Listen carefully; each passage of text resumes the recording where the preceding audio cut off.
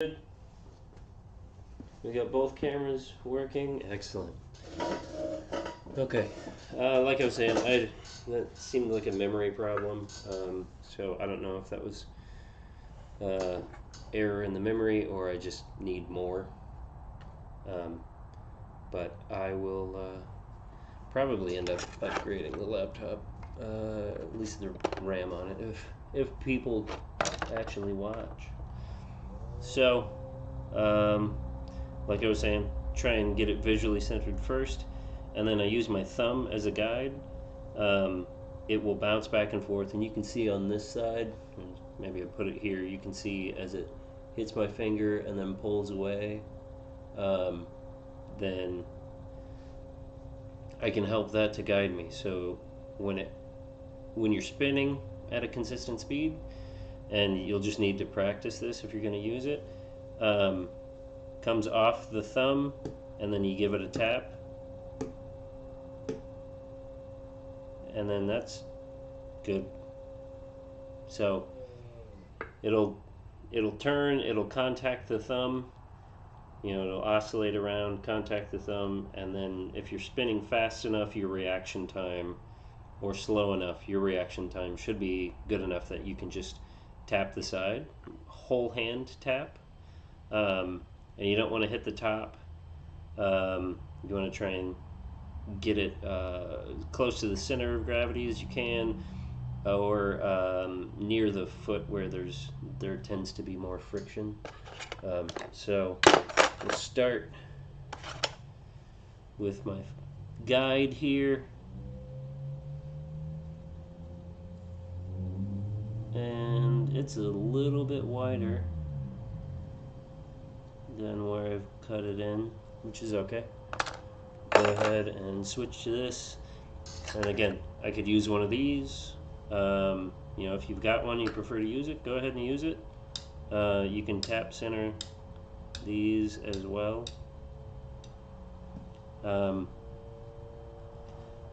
They're good when you're working on the outside of pieces. When you have to do the inside of a foot, unfortunately, they're just perfectly in the way.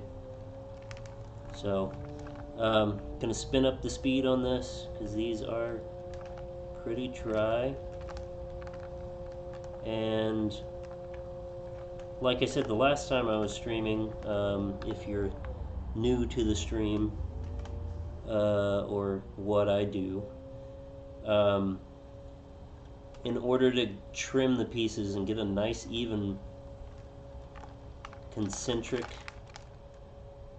ring that's not wobbling all over the place, because we spent the time to get this thing centered, so we want to make sure that the foot is if the intent is to have an entirely centered piece, then you need to make sure whatever techniques you're using help facilitate that. So just using a very small portion of your trimming tool to just cut a little bit at a time, because that way if it's shifting you back and forth, you're not cutting a large area that's being pushed back and forth. You can try and really focus the pressure in one small area, so as the piece oscillates back and forth, if it is oscillating back and forth, then you can concentrate your cutting in one area, and it's less likely to cause your tool to wander around. So you can go a couple of passes over your foot or wherever it is that you're trimming and end up getting a even foot from an uneven piece starting. So it's to trim well, you need to just take small cuts initially and then work on taking the broad sweeps that you want once you've established an even concentric shape. So just gonna cut. I'm actually gonna come from this direction,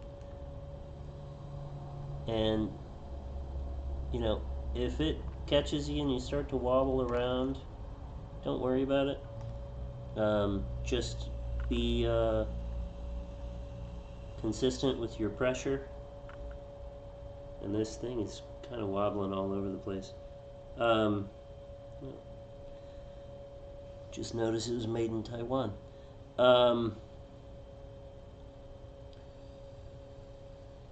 Just keep an even pressure. Try not to let the tool, or excuse me, not the tool, the clay move you. In pottery, same with glass blowing. If the tool, I'm going to switch to what I think is going to be a more appropriate tool right now for this undercut. If your tool is moving, at least in pottery, if your tool is moving and you don't want your tool to be moving, you're not applying enough pressure, or your clay is too dry and it's too hard. Same thing with glass blowing. If your tool is moving, you're not applying enough pressure, or your glass is too stiff. You need to go heat back up.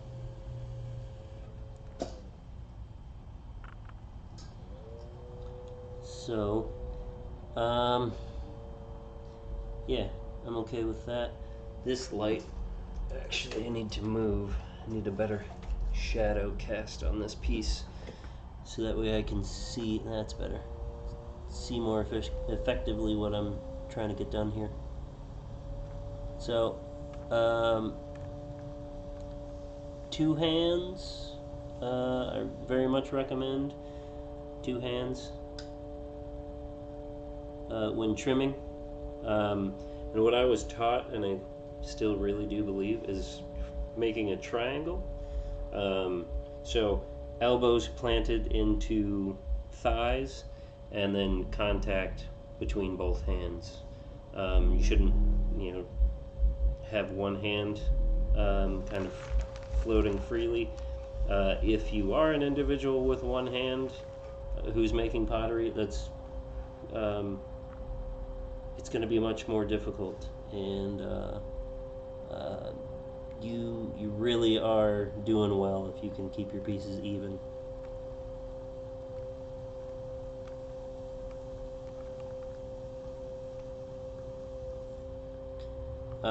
So just trying to get a nice curvature on this foot, and if you feel the tool bouncing,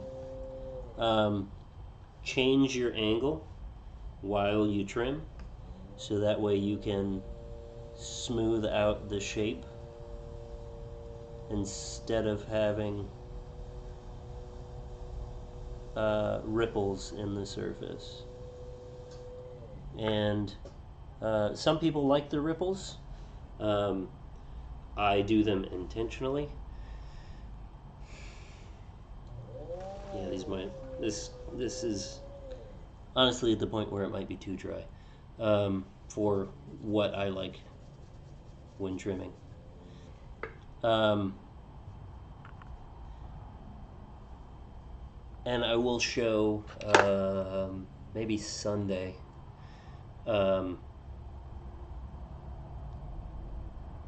chattering, and I don't chatter with these tools, what people call chattering tools. I don't chatter with these. I actually use this tool and a much broader bladed tool. It's kind of like one of these, except like a can't remember what kind of knife that is, but it's a large, just radius knife, and big, wide, broad blade on it. Very, very large radius. So, I don't want something that's like a radius of like 1.5 inches. It's going to be probably a 6-inch radius on this. It's going to look pretty straight for what it is. So, I think I'm done with the sides there. Happy with the angle, the surface quality. So just going to use this tool again fingers on the piece to help hold it down, and then guiding my hands together.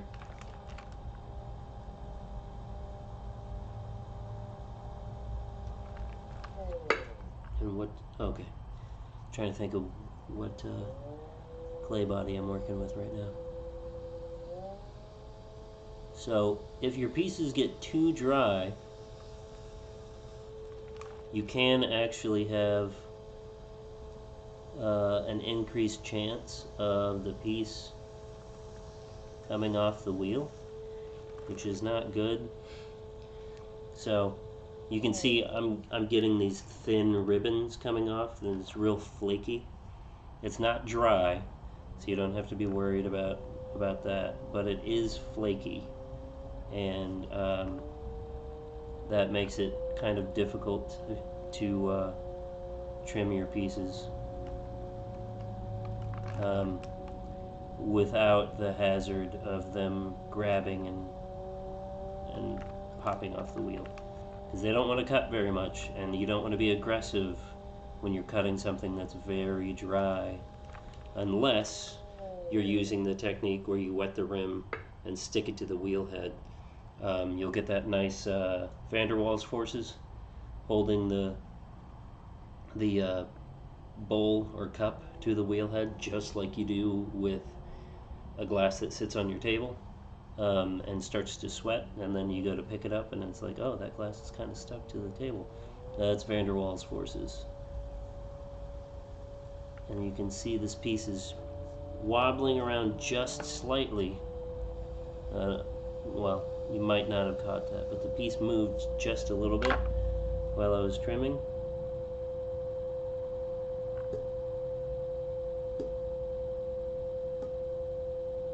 Okay, and you just go ahead and tap center the piece back into place. And just like I did before, let me see if I can get this view a little bit closer so that way you can better see what's going on.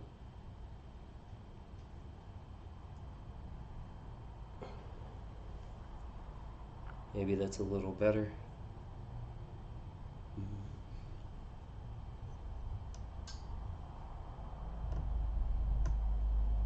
Okay. That should hopefully help a little bit to see. I'm going to use this round trimming tool here to just cut straight down, and I like to have either left hand on the tip or right hand on the tip, because these will bounce. A lot of people think these are just chattering tools. Any tool that you use to trim can be a chattering tool, so long as you let it vibrate while you're holding it. I like to put a finger on there to inhibit it from vibrating, and then I can come straight down and trim this and cut in my foot, and I can just keep going down.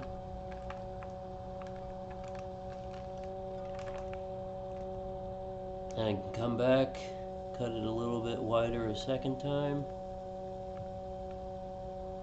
If you mess up a little bit, you know, it's alright, not a big deal. You can work your way towards the center. Now that I've got this groove here, I've got, you know, some guidance on being able to cut the center of the foot. And again, you want to be careful, because if it's like what just happened there, threw the whole thing off center. So it might be that my pad here is too wet and the bowl is moving around too much. So just pick it up, shake it off, set it to the side.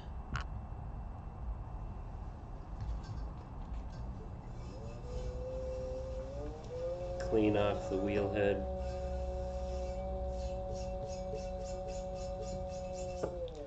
Quick dip. Help rinse off any of those trimmings there, and then don't want to wring out all the water. I don't want it to be as dry as what it was previously, because it was a little too dry. Put it back down nice and wet. Flip this over and start the centering process all over again.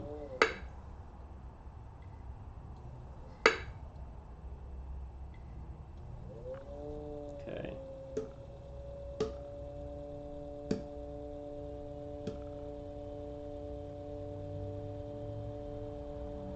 Close enough. Alright, you can push down lightly to help it stick. Lightly. I'd probably put about 2 pounds of pressure on it. This piece is pretty stiff, so I can cut off or push down pretty roughly on the piece without causing any trouble.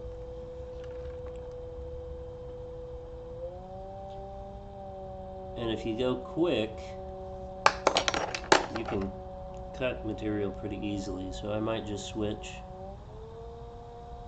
because smaller cut the clay more easily with a little smaller depth or lower depth on this. So I can use this tool instead.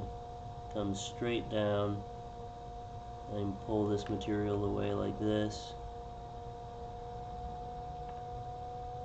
Spin quickly. Allows me to distribute that pressure a little more evenly. And I can explain that tomorrow when I'm actually throwing pieces. Not doing that today, unfortunately.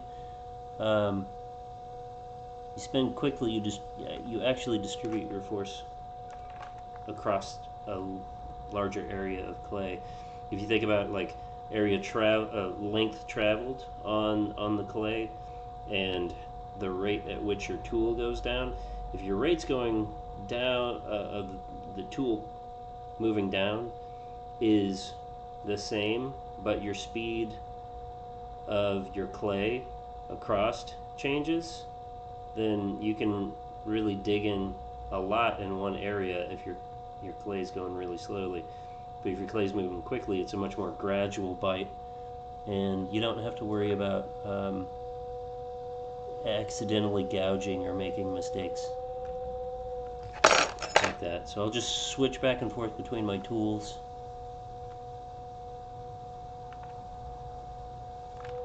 And this, like I said, this is stiff, so it really wants to pull the piece around. You just got to be confident in what you're doing, and you can get it trimmed. And like what I'm doing here, putting fingers on the outside while holding it on the inside, I'm guiding on the outside of the piece, resisting the forces that I'm applying on the opposite side. So this is, it's wandered a little bit, so I'm going to slow back down.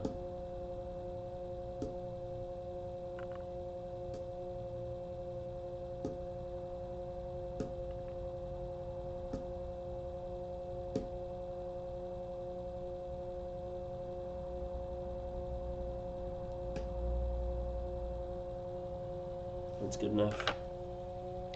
It's not going to be perfect. It doesn't have to be perfect. So start cutting down sidewall. Increased my speed here to do this.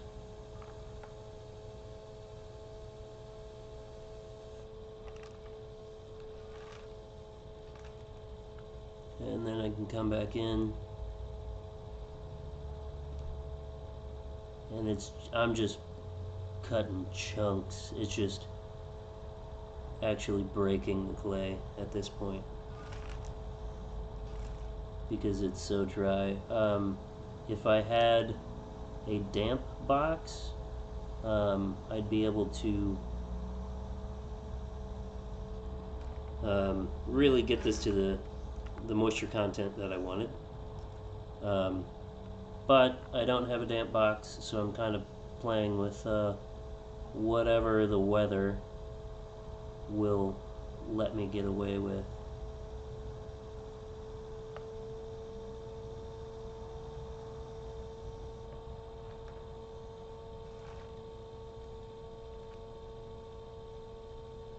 Come back down here.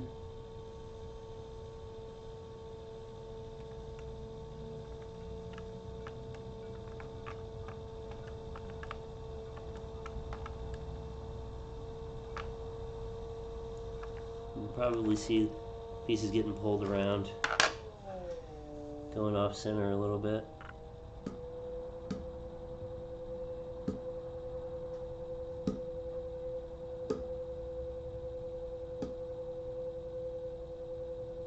That looks pretty good.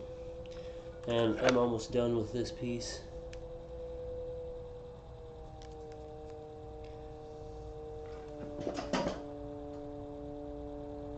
Give me just a second. Restart my stream on my phone so I can actually see what's going on. And it doesn't look like it's actually working.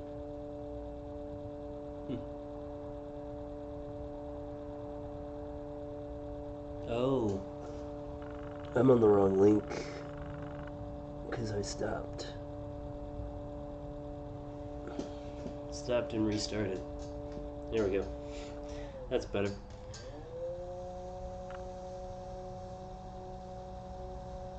So, nearly finished with this piece.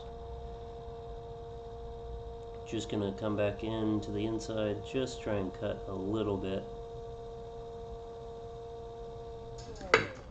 And it really just gouged down in.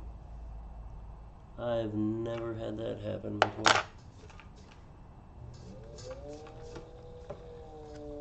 I'm gonna clean some of this off the rim. Makeup sponges work really well. I don't know why I'm using this sponge for this, since I have a bag of makeup sponges. So if you get yourself, it doesn't have to be this brand, but these blocks of fine pore makeup sponges, these guys here, these work really well for keeping your surfaces smooth. That's enough texture on your pieces to actually make them introduce extra texture on the surface that you might not want, especially if you're going for a lot of raw surface on your final piece. So I like atmospheric firings, wood firings, soda firings, salt firings. So having a rough texture is not always something that I want. So I do very much appreciate using these sponges here for that. Alright. Starting over. Getting this bowl centered up. Pretty much there.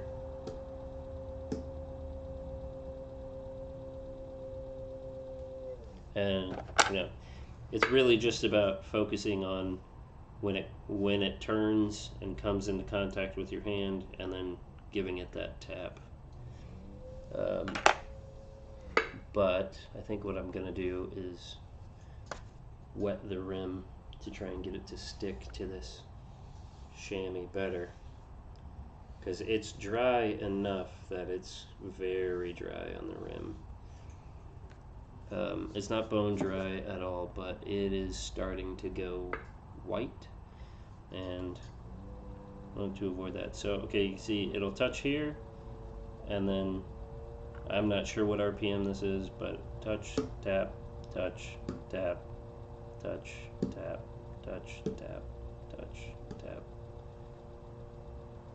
And it's easy. Once you get that down, you might struggle for a while doing that, but it's fine. Like I've said before, and I'll continue to say, you suck until you don't, and that's fine. There's not a problem with that.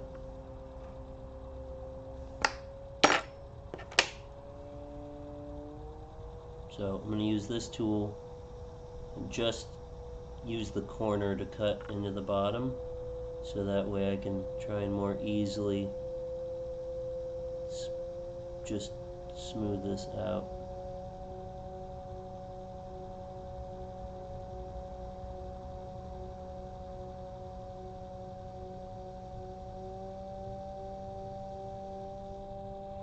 Alright, this should be better. Should be.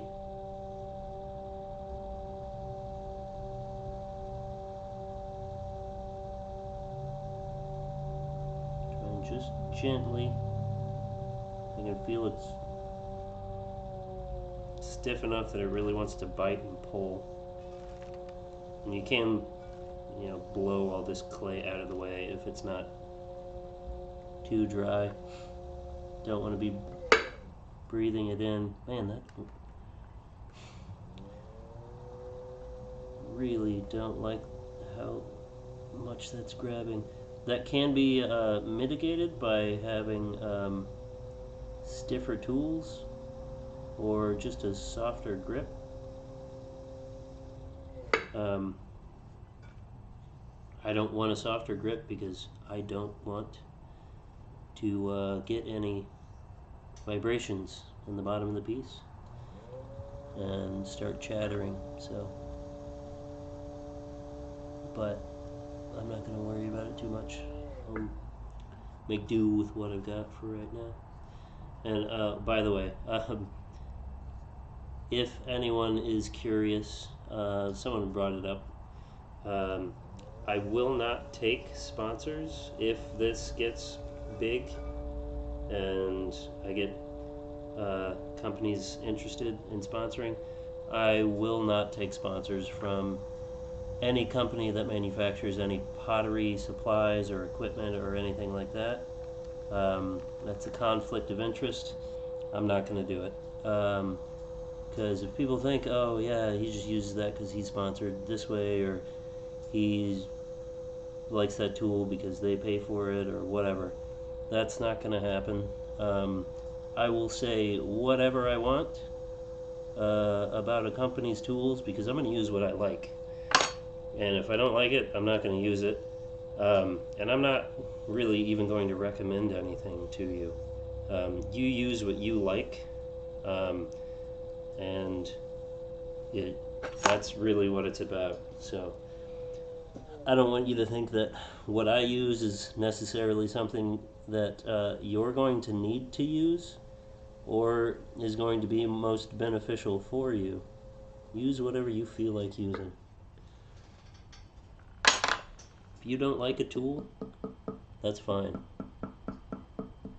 So you might be able to hear this. Yeah, I can see it peaking on the mic.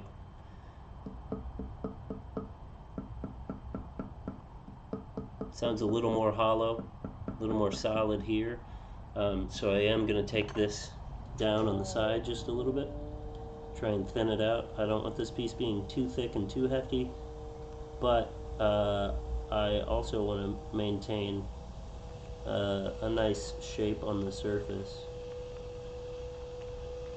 So I don't want to trim too much into the texture that I put on this piece and remove that. I want to make it seem seamless. So yeah, that looks alright.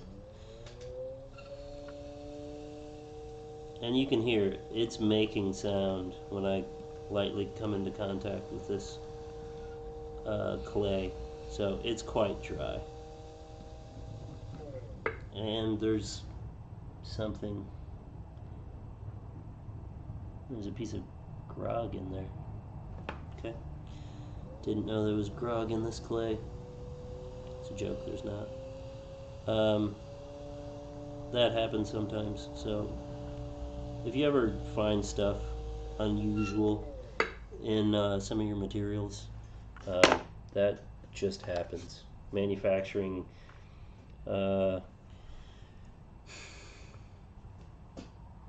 is such that you can't keep everything out, and companies will switch making one item and go to making another item on the same equipment, or one product to a different product on the same equipment, and sometimes there can be some contamination. And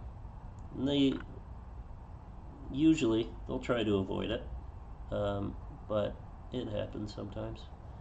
So doesn't really bother me. Now, if their product consistently sucks, then yeah, maybe that's something that needs to be addressed. If it happens now and then, I don't ever care. Alright, so this is basically done. Just a little bit of water on the foot so that way you can burnish it with this rib here. And this is just a rubber rib. You can use anything. You can use a wooden rib. Honestly, if you've got a nicely burnished, this one isn't, but if you have a nicely burnished wooden rib, you can use that. You can use a metal rib actually and come back over the surface and burnish the piece like this, and you can get it really very shiny, and that really nothing will stick to that very well. If I were to glaze the outside of this piece, glaze could actually just sheet right off of that because it doesn't have a good porosity to adhere to. But that does look really nice in like a salt firing or wood firing, to me at least. So that piece is done. Got the texture mimicked here and here, opposite directions converging down in. Got that little undercut there, just looks interesting. And again, these won't get glazed because I want to emphasize that texture. Now, if I wanted to use the glaze to emphasize the texture, I would make these ridges even more prominent. Well, gouging it with my fingernail. That's one of the reasons why I don't like long fingernails, and my fingernails are not long right now.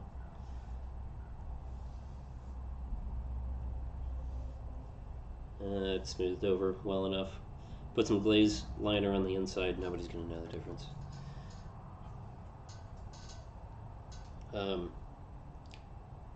So if I wanted the glaze to emphasize this texture, I would really use my fingers. And you can see there's some texture on the inside of this. You can see some of the shadows there. If I can get it in a better spot. But for the most part, yeah, you can see right down here. For the most part, I prefer to get these lines much, much heavier to really emphasize the textures on the piece, which I've done on some of my work. I'm going to place this over here on a table where I've got other pieces drying, and then I'll swap everything to the floor since I don't have a bunch of shelving in here. It's very haphazard in this space right now.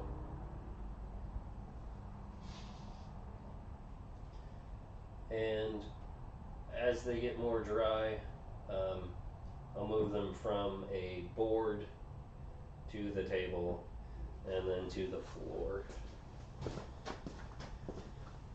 So with that piece being done, you can just easily clear the wheel off, spinning it up quickly, brushing the pieces away, and move on to the next item.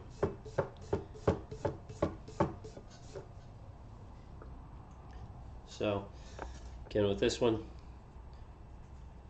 start it with a wet rim, and this is going to help it adhere more to this synthetic chamois that I'm using. It's nice and thin. If you get them thick, then your pieces can wobble, and you know, I'm not a fan of that. So spin it up to whatever this is, I don't know. Might be 150 to 180 RPM. It's not really that fast.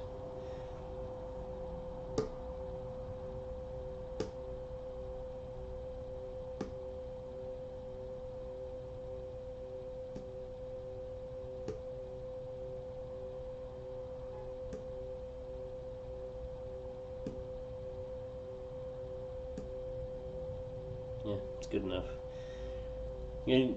So I'm actually centering the piece based on like the foot. I'm not centering it based on the rim. You can see the rim's moving around, and that rim is going to move around because of the texture that I put into this piece caused it to warp. I came back in with the chamois later on and evened up the rim just a little bit, but it wasn't really enough to solve the problem. For the most part, if I can keep it relatively centered when I throw the piece, and I've got a good even foot that I can work from, I just center towards or referencing the foot. If it's really kind of wobbly and crooked, and the foot's not really very good either, then I'll go ahead and come back and when I center it on the wheel, I'll center it based on center of mass. I've had pieces where, you know, the foot's been like over here, and so when I went to trim the piece, I had a very small foot on the piece that I had to trim into it, and it wasn't ideal. I don't like tiny feet on my pieces. They're really not practical. What I use, this like 2.5 inch, 2.25 inch reference here, that's as small as I will go with bowls. Otherwise they're just far too small. They'll easily tip over. You'll lose your food when you're trying to eat. You'll have unhappy customers when their food's all over the place.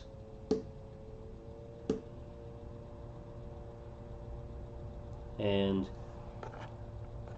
I like my customers to come back because my work is not only visually appealing to them, but also ergonomically practical. A lot of people will say form dictates function, and that's true, but function can also dictate form and aesthetics. And if your aesthetics are dictating the function, then probably not a good design for something that's going to be practically used. So I'm just cutting away a little bit of material at a time, that small ribbon as I come up, and I can show you here I got these finger marks that are going to kind of mess me up just a little bit. So I'm going to take a little material at a time and then trim up through those. If I spin faster, then hitting those gouges is going to transfer that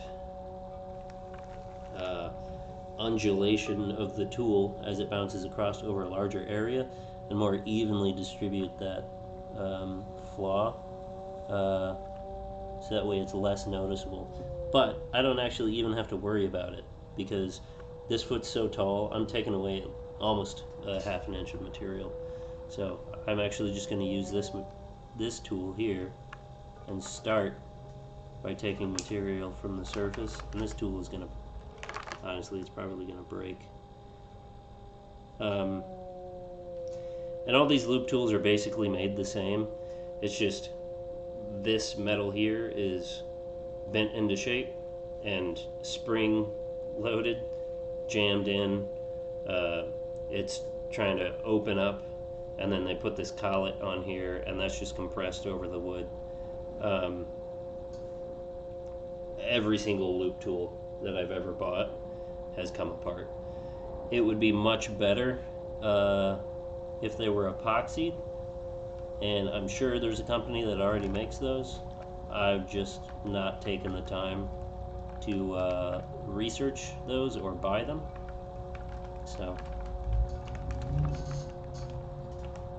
if that was the case, that tool would last a lot longer.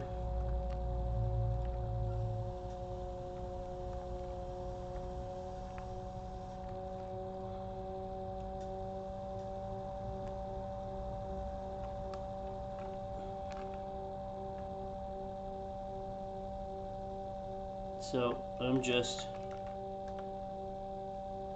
taking little bits of clay at a time, really doing my best to keep the clay from moving me around, so that way I can even out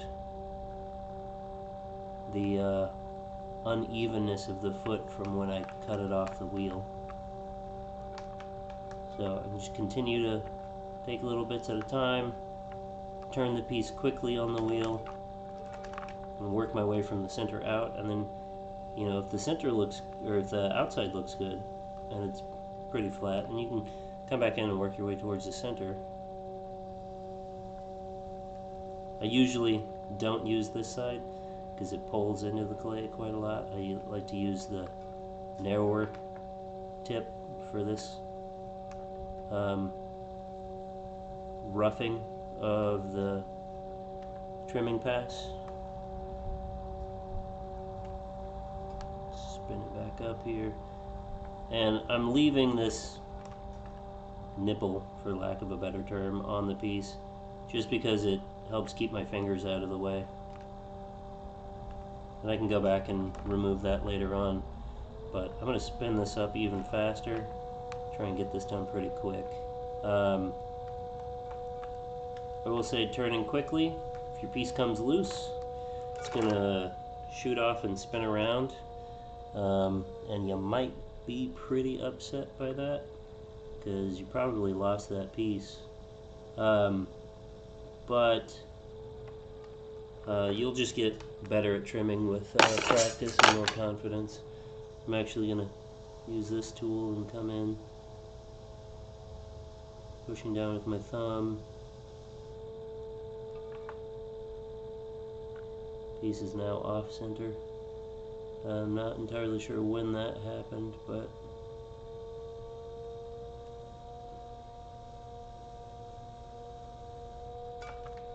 again, if your clay is the right moisture content, then you don't have to worry about fighting it.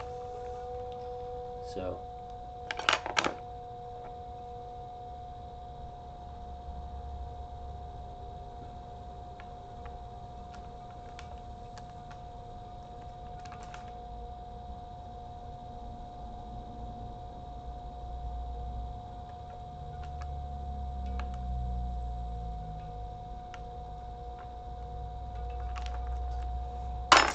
check with my reference tool here. It's a little wide, which is good, because I've got material that I want to take away from the sides still. So I can cut a nice flat foot on the piece and then work my way out. Yeah, that's nice and flat now. So that's good. That's a good height that I want. You might think it's a little short, but I'm going to take away some of the clay on the body of the bowl. And you might be asking, well, why don't you just cut a flat foot on your piece? Typically, I would say don't do that, because cutting a flat foot actually increases the chance that it's going to wobble, because really can't guarantee very well that it's going to be perfectly flat unless you then take it to like a lapidary wheel after you fire it and grind it down, which you can do. You know, there are some potters that do that, but that's not something that I have any interest in doing. If you just cut a ring, then that ring will sit more evenly. So you can see as I'm trimming here, I'm getting kind of ribbons that start and stop, and I'm not moving the tool up and down. That's just me trying to rough out this shape more evenly. And once I get it roughed out a bit, I can then come back with the broader portion of this trimming tool without having to worry too much about the tool bouncing all over the place. It's not perfect, which is fine. You know, this is a handmade piece. We're not going for perfection here. I do want consistency, and I'll give a little story about that. Actually, when I started making pottery, I was actually going for perfect quite a lot, and I would say that that's not a problem. It's fine to work towards perfection on making pieces, because if you want to make sure your work is very consistent, you're going to want to really practice the techniques over and over again to ensure consistency. And if you can get your pieces really consistent, then they're going to look better. You're going to be able to work faster. But I was trying to make my pieces perfectly symmetric, concentric, and the complaint that I got was, your piece looks machined. Your work looks like it was made on a lathe or in a factory. It's lifeless, it's dead. We don't like it. And that is actually what I was attempting to do. I wanted my work to be very consistent and very even and to look machined. And once I got to that point, gouged the piece there, it's alright. Still had some material I wanted to trim away. And once I got to that point, and once I got those comments, I thought, okay, cool. I can control the shape well enough. I could be consistent enough that I can now work on distorting my pieces. I can work on, you know, making them lively and giving them a whole lot of character. I won't say that I have that skill set still or anymore, because that was 12 years, yeah, 12 years ago when I was making pots that frequently. And I'm really just getting back into it, and my foot's a little bit shorter than what I want. I can make it appear like it's taller by cutting away a little more here and reducing that undercut.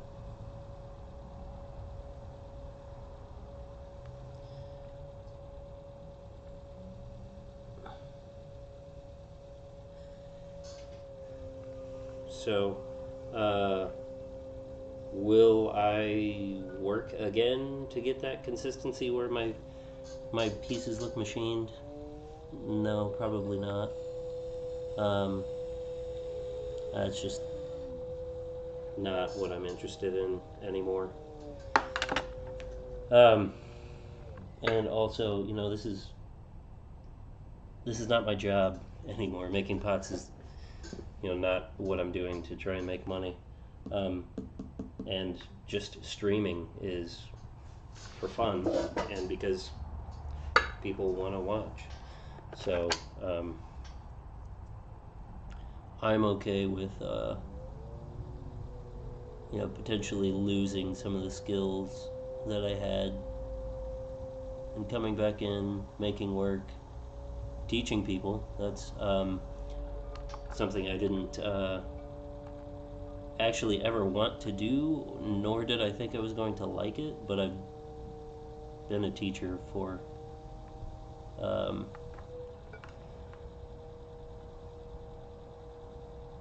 almost 6 years. So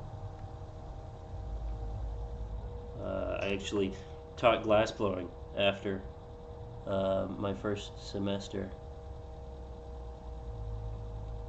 and was a TA for a while. I took, wasn't entirely 6 years because I took some time off, and now I teach again on weekends, glass blowing. So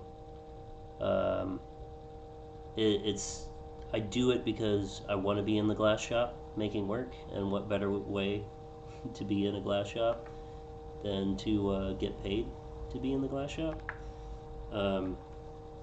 because it's an expensive hobby. And with that, I wasn't making a whole lot of work to make money either. I've sold work, but that wasn't my goal. And the university I was at, I wasn't allowed to sell any of my work.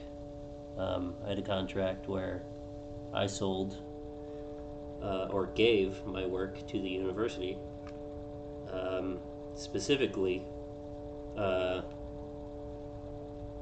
group that ran the glass shop. It was student led, and decisions were made by students, so that way the glass shop could keep running. Because the university didn't really want to pay for it, so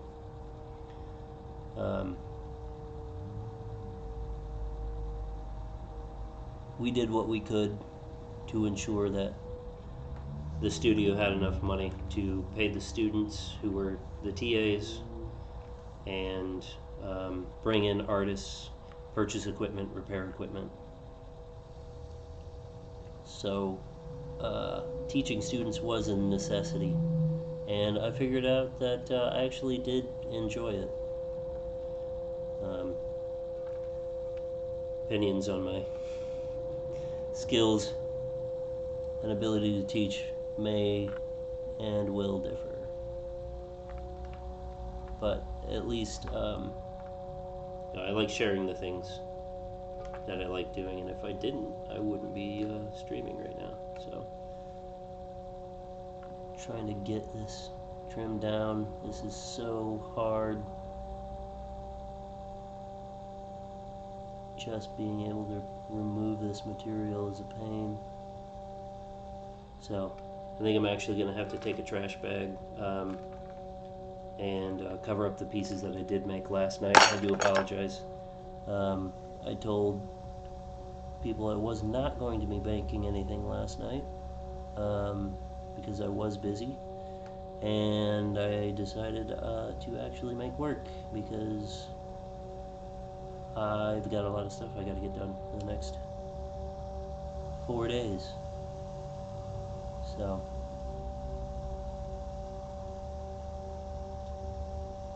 just working on applying pressure to the bowl itself while I apply pressure with the trimming tool. So I can get all this out of here.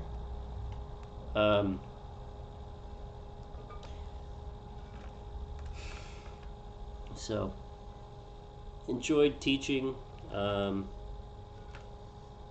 still do, but right now what I do is just mostly 2-hour courses on weekends where people come in, they make 2 or 3 items, maybe just 1 item depending upon what the class is and the kind of group and the size, number of people. And then go home. I get in to make stuff when I can. I don't really have any assistants that are skilled enough to make any work.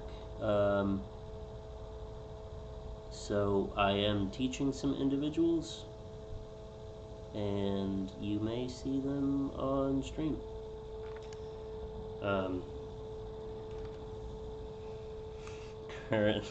Currently they do fight me on that.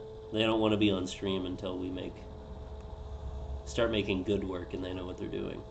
But if it's a learning experience for other individuals while they learn, then it might get quite a few views. I don't know. But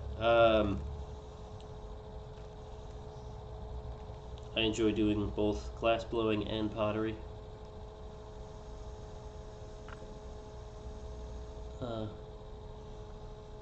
They are similar techniques, and I started with pottery and then transitioned into glass blowing, and that was an interesting process because, explain what I'm doing here. Using this angled trimming tool here rather than this radiused one or filleted, to just cut a groove down in to remove a little bit of material, and then just working the tool out towards the edge of the piece. And it's tough to see right now what's going on with the camera angle, but when I get some more time and I get around to getting some equipment, I can get the camera location moved basically right above the piece so that way everyone can see inside. But when I started glass blowing, one of the biggest things for me to get over was not being able to touch the work. You have to have tools on the piece, which makes sense. Can't put your hands on molten glass, not the spicy honey. I still wanted to do it.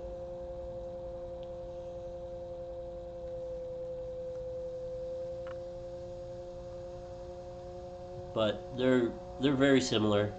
One's turning vertically on a vertical axis, the other one's turning on a horizontal axis. It just takes practice to work both of them. And I got good at pottery really quickly. And my instructor had actually asked if I was if I had made pottery before, and it was my second semester of college. I said, no, I've not made pottery before. My high school had a pottery wheel, but the art teacher that I had did not have the pottery wheel.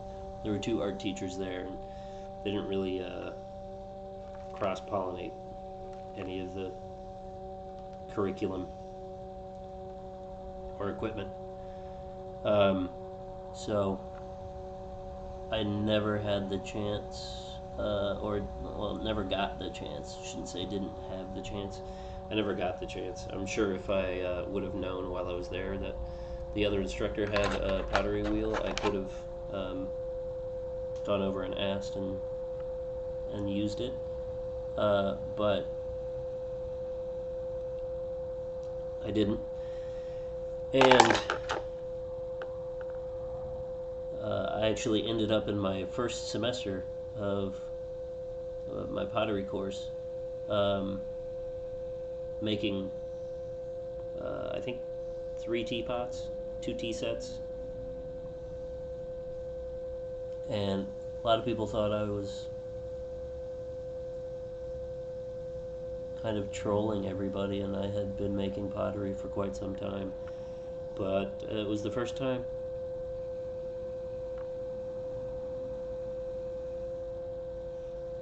Alright, that took entirely too long, because this is some hard clay. Alright, I'm going to give this a little bit more of a trim here, thin it out just a little bit more, and get rid of that gouge that I put in the side with this loop tool.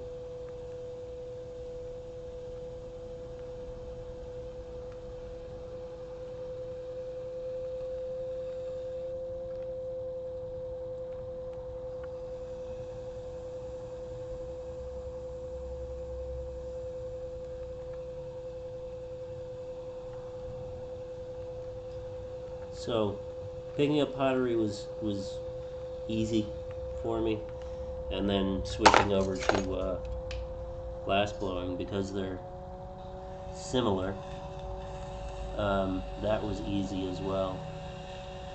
And I started producing orders in the first, before the first semester was my first semester, glass blowing was complete.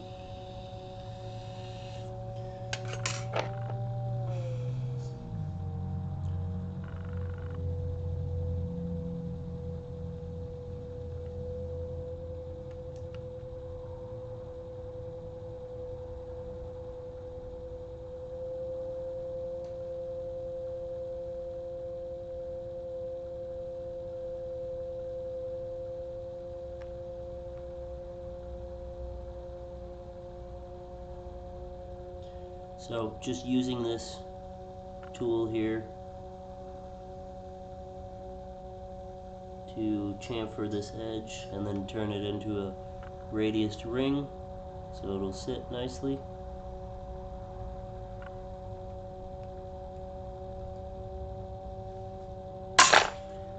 And one last thing, slow the wheel speed down, wrong tool, and mimic the texture.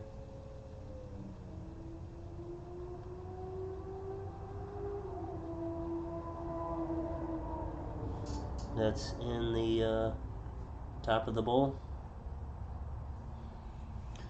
Then come back, sponge to wet and polish, and then rib to burnish. I've seen people use stones. I believe the guy that designed some of the tools that I use is the guy that I saw using stone first time to polish. He was using a tumbled and polished stone to actually burnish and polish his pieces. And if you've got particularly thick fingernails, you can actually burnish and polish using your fingernail, but you need to be careful because that will eat through your fingernail. So only if you have thick fingernails, and only if you switch between all of your fingers to burnish would I ever suggest doing that. But I don't suggest doing that.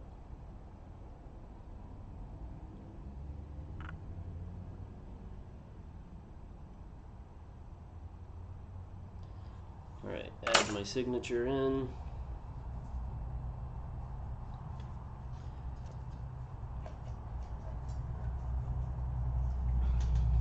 First I'll start with a drier, coarser sponge to knock off some of the trimmings from the rim,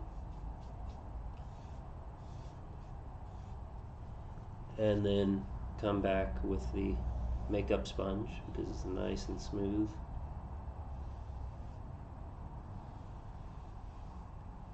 And smooth it out. Alright, that's a finished piece. That's 2 done.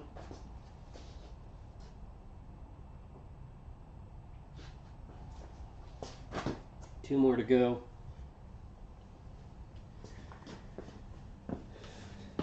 I might have to be a little quieter now to focus more.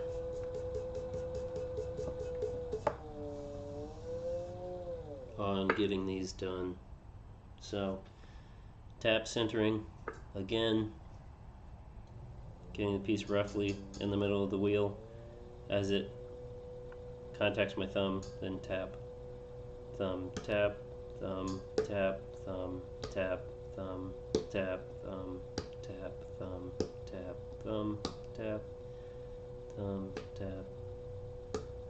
Keep doing that until you get it centered.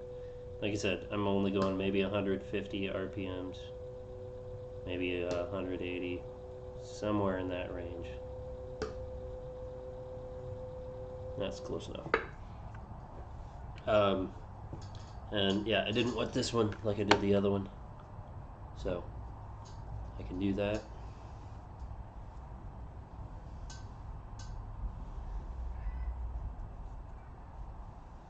I think I hear Uko inside. Put it back down.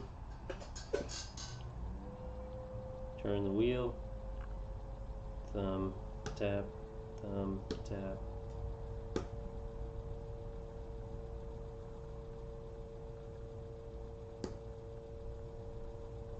Okay.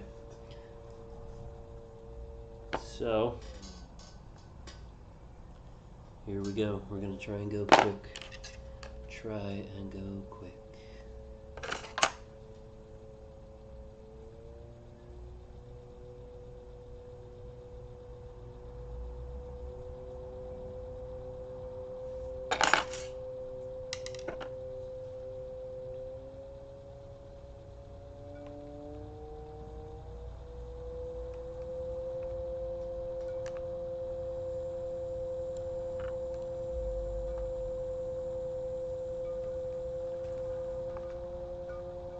If you can actually, so these divots here that are on the surface from my fingers picking this piece up, if you can actually get your tool cut deeper than that, that can help to keep those from as severely impacting your tool and your hand.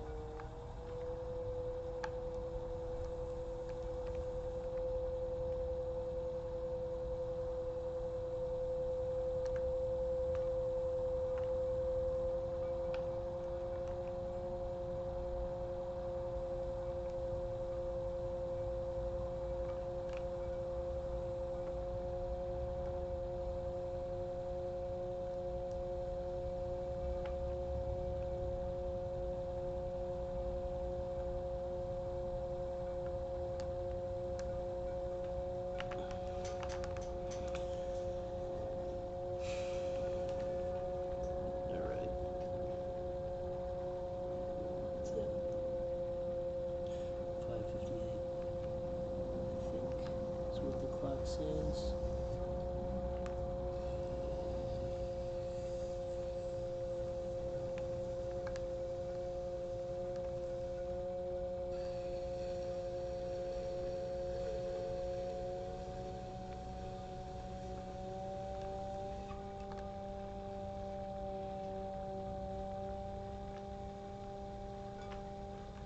Trying to go as quickly as I can here, focusing on what I'm doing rather than telling stories.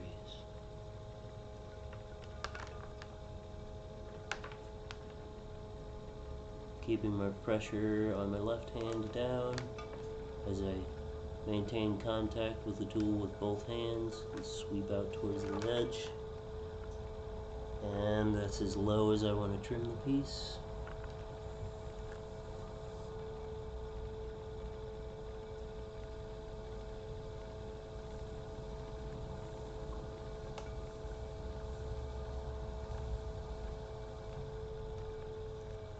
Okay. Check the diameter again. Still kind of wide. Make it a little more narrow.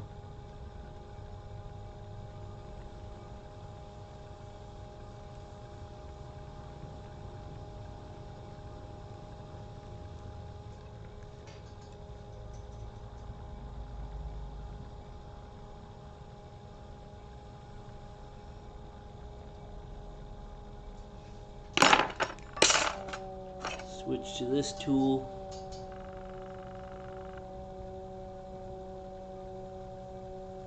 Start the line, undercut that foot, come back in this way.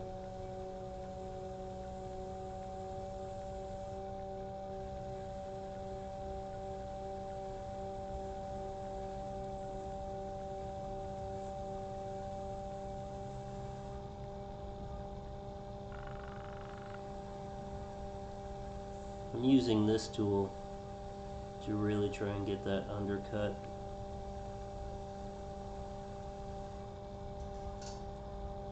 Because I can pretty easily plant the tool in one spot and then focus on the vertical. Well, that wouldn't be the vertical, it would be the horizontal, not the vertical. Up and down on the surface, normal to the surface, but back and forth perpendicular to the surface.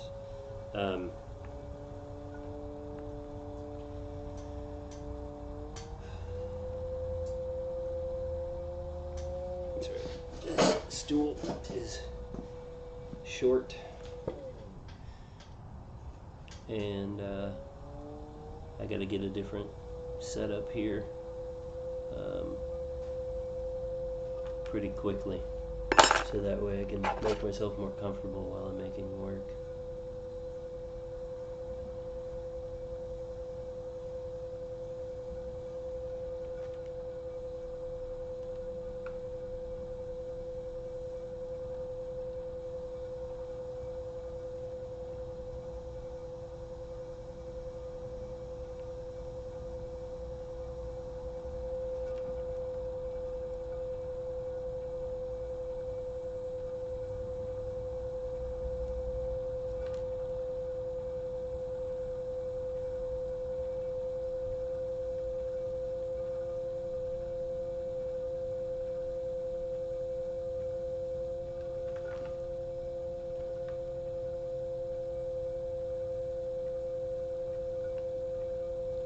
And I'm not worried about my tool bouncing around a lot here, since I'm working my way towards the inside.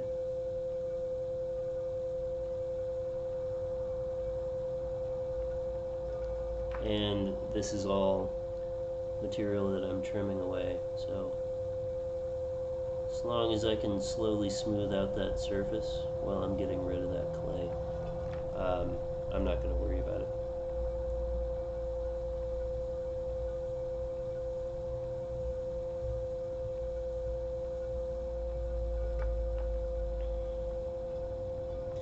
And I'll switch back and forth between tools. I'm not dedicated to one thing. So you'll see me use these tools here. It's just at that point in time, I felt like the loop tool was the best thing to go with, based on the response that I get. So made the conscious decision to switch to this one. So just gonna dig down as deep as I can with this tool, and I can come back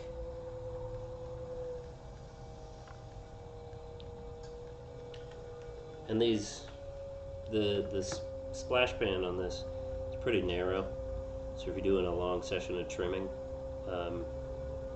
it can end up getting full pretty fast, especially if you throw off the hump like I do and you've got a lot of material to trim away. And some people actually prefer to trim on a kick wheel. I do not. I prefer to trim on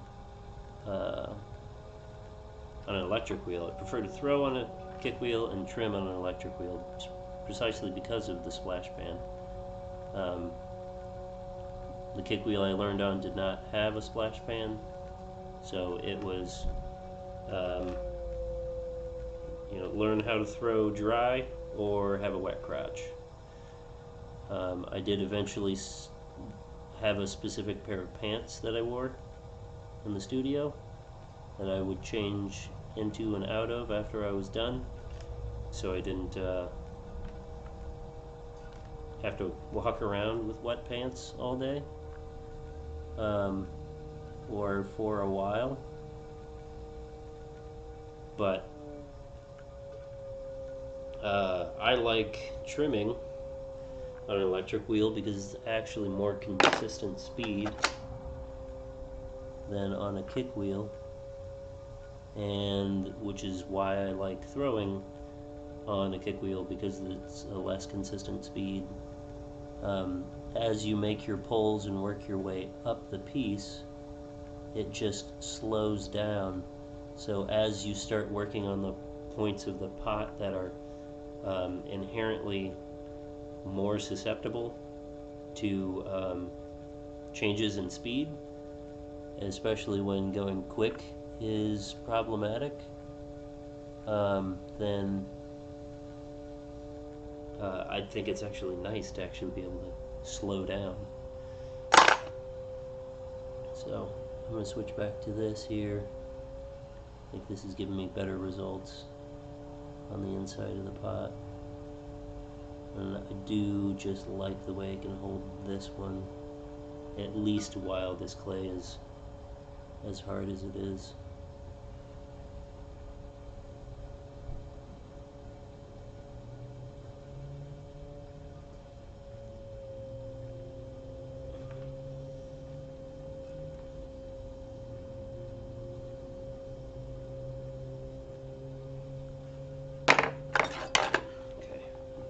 Here, straighten out this side wall, get that nice transition down there at the bottom.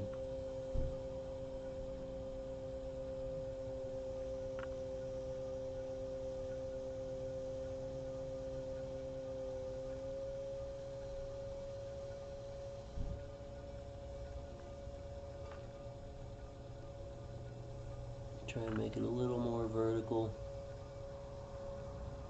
Do some of that draft angle that I got in it.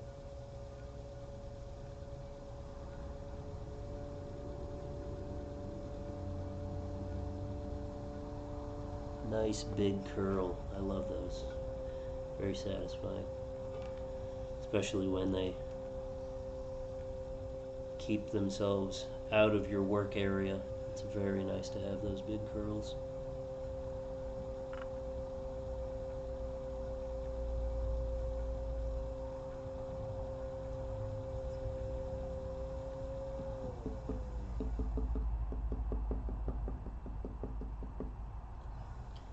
Still quite a bit of clay on this piece, so come in here, trim this away, and there was a crack there at the bottom that was hidden inside. This clay was pretty stiff, so while I was throwing it, it really wanted to tear quite a lot, especially down, or I should say up at the top where while I was wheel wedging it, it would create some ridges, a little donut up at the top, and then fall back over itself, which can definitely be problematic, like it is now, where you got those cracks that can form. However, Usually if you get like an S crack in the bottom, that'll pretty much already be formed in the bottom of the piece.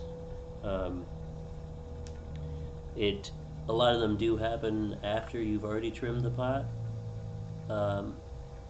but you typically can start to see them as you're working on trimming. A lot of them will show up just as little hairline fractures right when it's at the leather, like the perfect leather hard stage for trimming.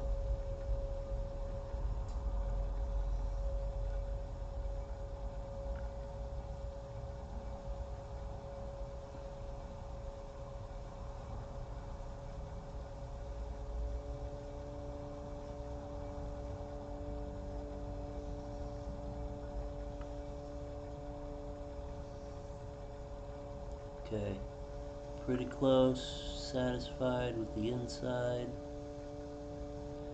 Alright, that's pretty good. Did clip it with my fingernail. That doesn't look like you can really tell. Alright, I'm going to come back. I'm going to take a little bit more material off of the outside of the piece.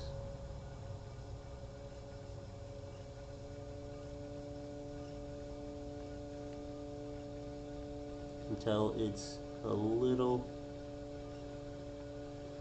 thick down at the bottom still.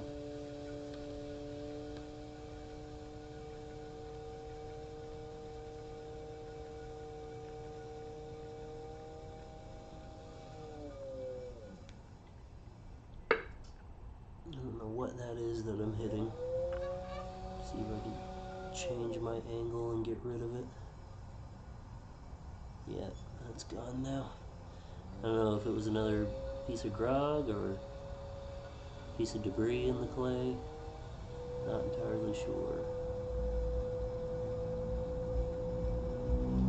Alright, switch back to this. Get that undercut in there. Nice. Come back here. Get a chamfer cut in the foot of the piece. Go on the inside, cut the chamfer on the piece.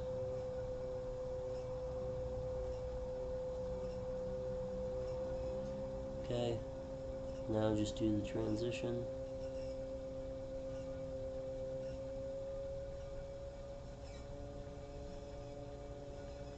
Getting a little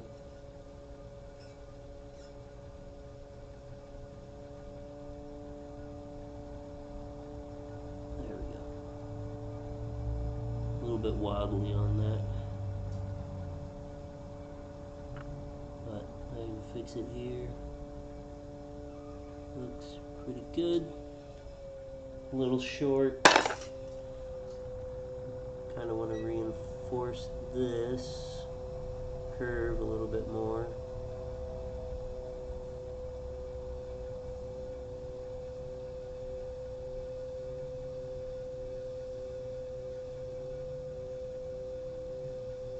Yeah, that'll work. Okay. This tool, slow it down. Get that angle right where I like it. And some texture in the foot. Okay.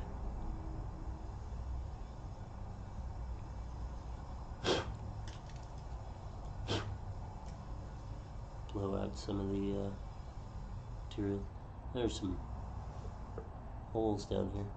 Oh yeah, I remember. This piece, there's a whole streak of air pockets in it. I had to stab with a needle tool to kind of resolve. Not really a big deal. Oh, before that, I gotta polish the foot.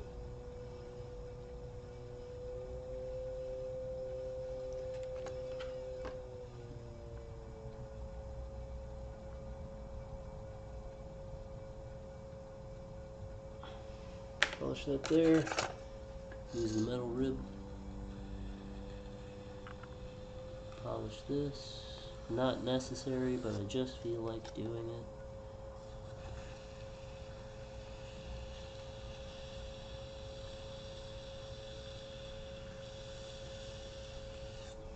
Okay. Put in my signature.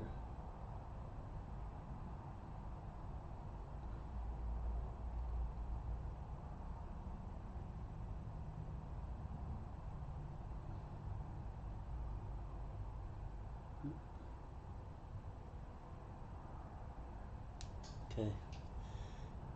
Done. Brush off the debris.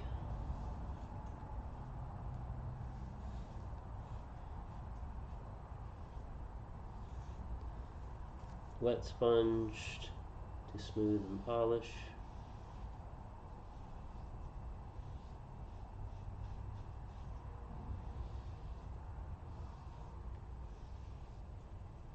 And that one's done. Okay, 3 out of the 4. That one I got done pretty quickly. Get one more done, and that'll be the stream for tonight, unfortunately.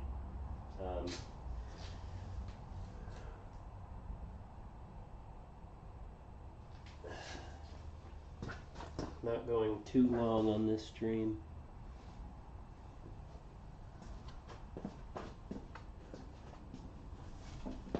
I'm pretty happy with this one. Actually came back over the outside with a metal rib, and I really like how it sharpened and reinforced those ridges. I might have to actually make that my standard practice on this. Giving away all my secrets. It's alright.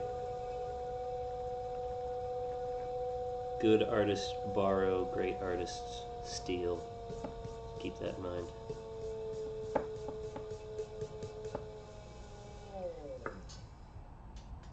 Alright. Wet the rim.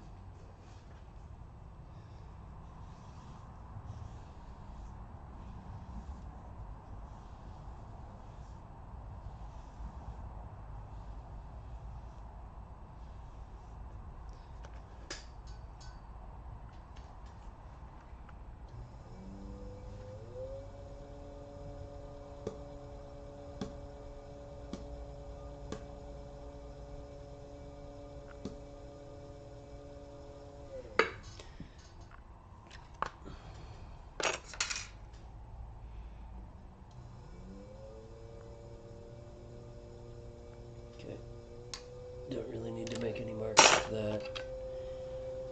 Just come in here and start cutting.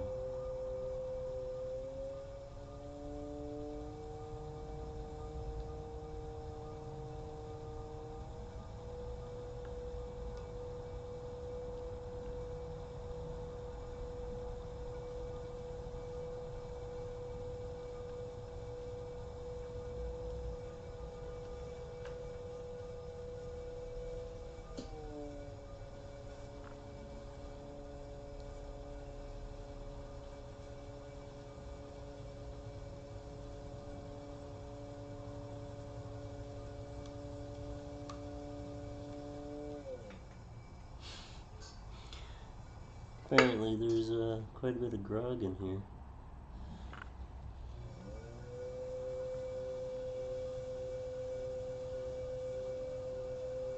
Let's not do any chattering right now, okay?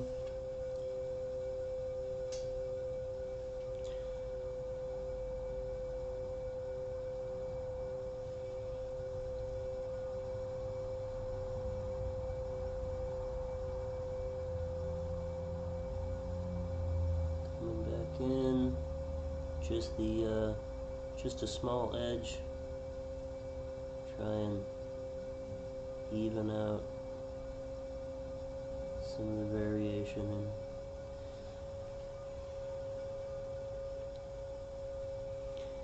in the trimming.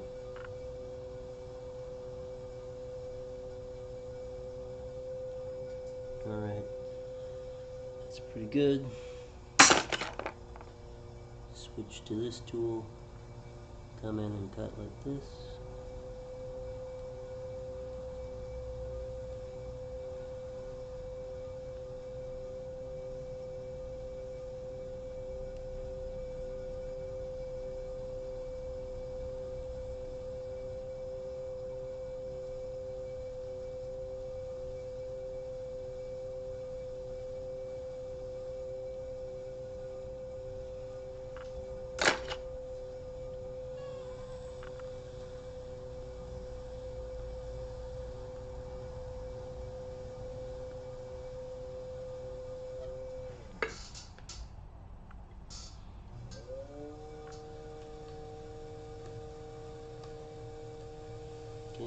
don't want to cut into the texture that I've already got. That's why I would try and leave it up high on the piece.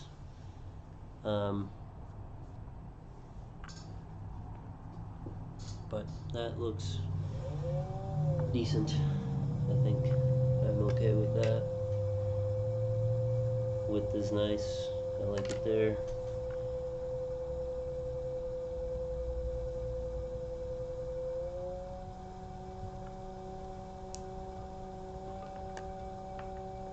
Starting with little bits, little bites in the clay.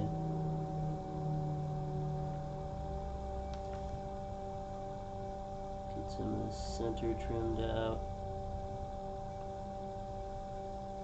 And this stuff is getting dry. It's making some angry noises. You probably can't hear it, but it's this tool is vibrating on the surface, making some sound. It's fairly quiet, but I'm going to start with this tool here. I'm going to work it out towards the edge. Try and reduce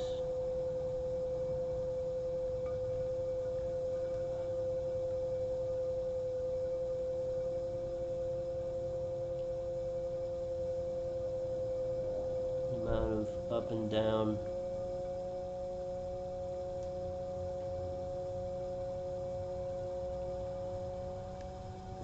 Okay.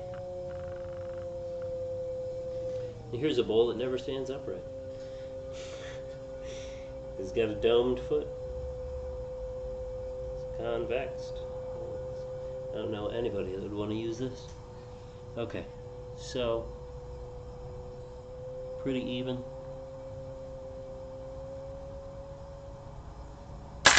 I can grab this tool and I can come in here and just pick a spot, start carving a groove. It's going straight down. If I want to, I can slowly work my way out.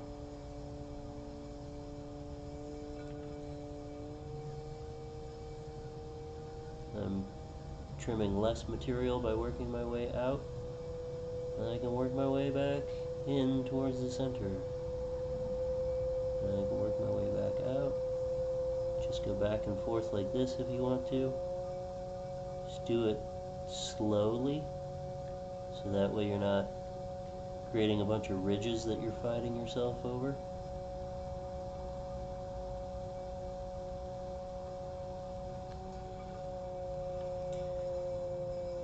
There's a lot of different ways to get the trimming done, just so long as you are bracing yourself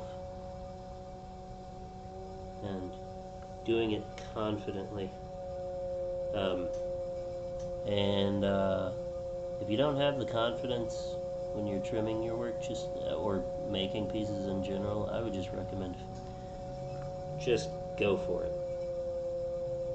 Just make the decision to do something and do it,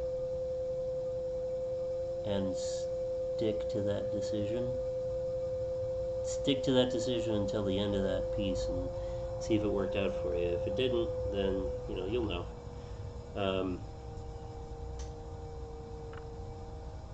But there's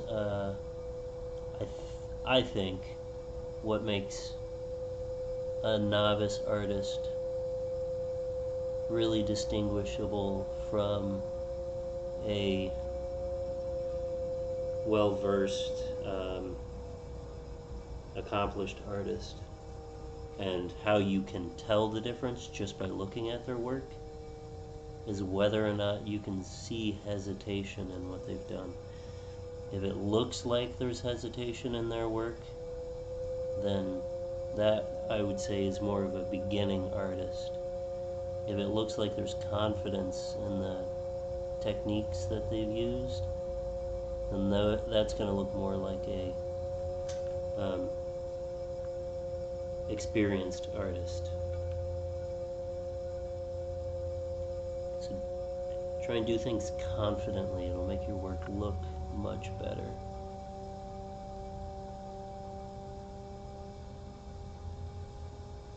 accomplish confidently, fail confidently.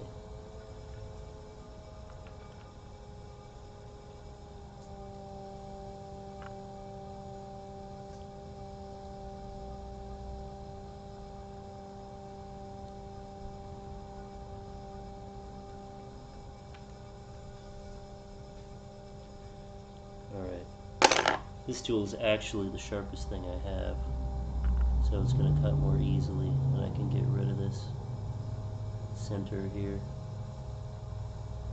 And this actually is the most stiff piece that I've trimmed tonight, and it's not even, wasn't even the first one that I made, it was one of the last ones that I made. I'm surprised it's so stiff.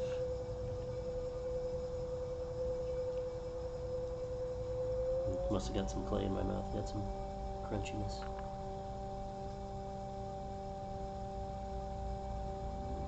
And I don't know if I don't think you can hear it, but you can see with how small these trimmings are here. Just little chunks that my tool is bouncing around and the clay is just breaking apart. Again, it's not dry because I can get these nice ribbons to come off. Let's see if I can pull this out. That's a decently sized ribbon there. So it's not dry, it's just, or I should say it's not completely dry, but it is very dry.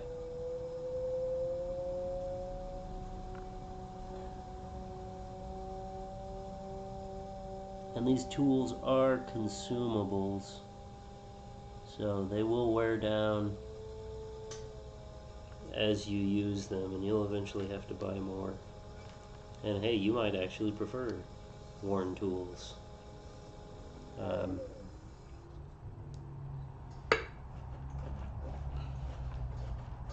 Get all these trimmings down out of the way, so they're not rubbing up against the wheel head for one, and making noise, but also potentially generating any dust.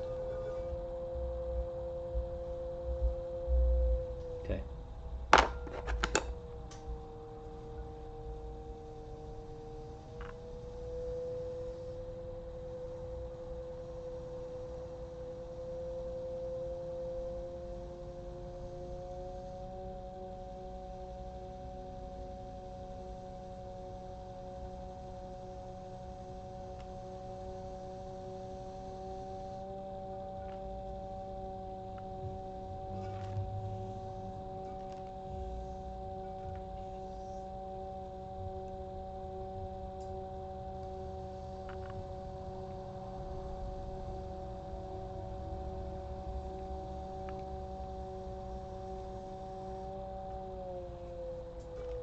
Yeah, really don't like to trim this dry.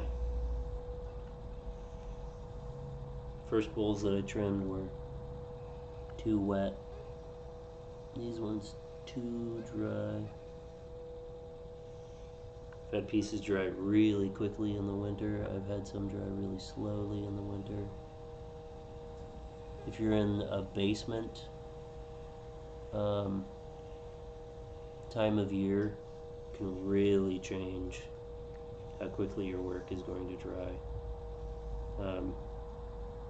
In winter, your pieces can dry really fast, especially if working in the basement, it's an unfinished basement. You can get a lot of that concrete just sucking the moisture out of the air, and as it sucks it out of the air, it sucks it out of the pieces that you're trying to make too. It can make it difficult and frustrating.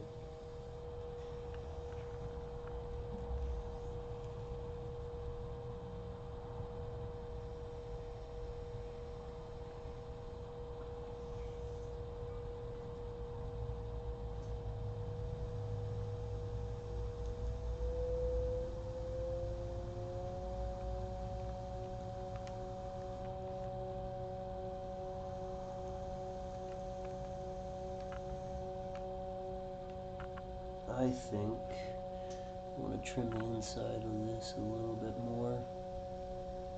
Get this foot a little narrower.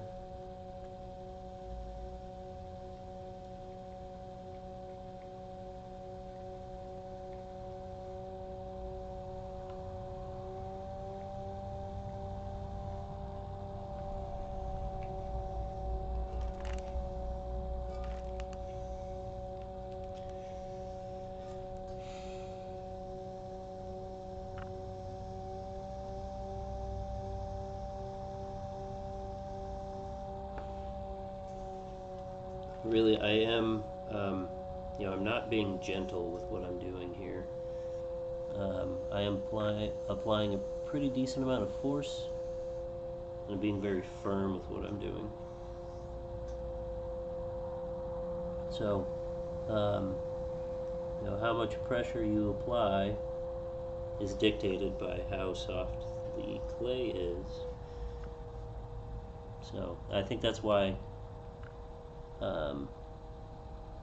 one of the reasons why I was able to transition into glass blowing so easily is understanding.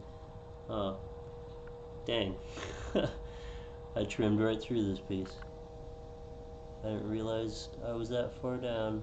See, that's one of the reasons why you should check the bottom of your pieces more frequently.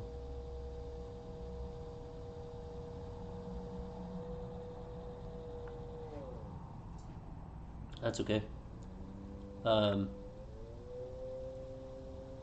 It just means I get to practice making more bowls.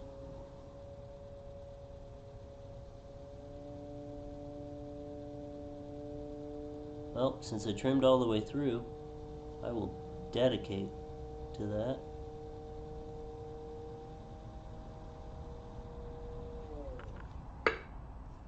And I guess this will just be like a lampshade or something. I don't know. Who knows?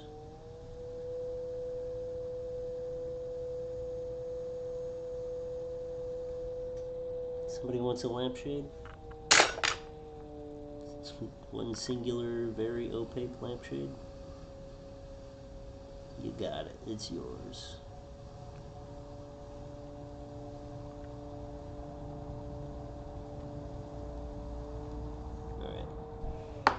It's even got a nice little undercut here to hold on to wire or something. Yeah, I don't know. Who knows? It's probably not going to be big enough diameter for anything, but can't put my signature inside the foot. You can still polish this portion here. But that is it for tonight. I hope you enjoyed what you saw, and if you got any suggestions or recommendations for me, just let me know. I'm all for some constructive criticism and some critique, and I hope you enjoyed the stream. I hope you have a lovely weekend, and hope you can catch me again next time.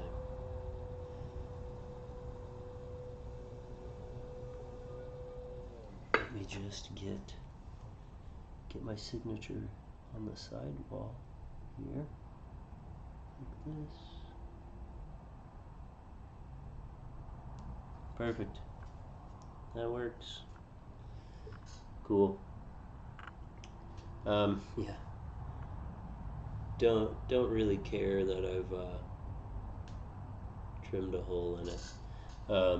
It can still be used for something. Could toss it. Could. But I do like the idea of using these for lampshades. As long as the outside looks nice. I think so would other people.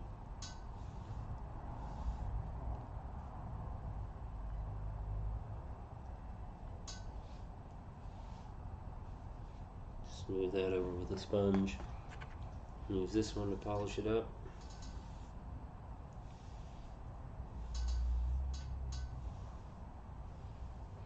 Alright. Okay. Well, thanks everybody for watching. Um, I'll be on again tomorrow, probably around 4 p.m. All right. Bye.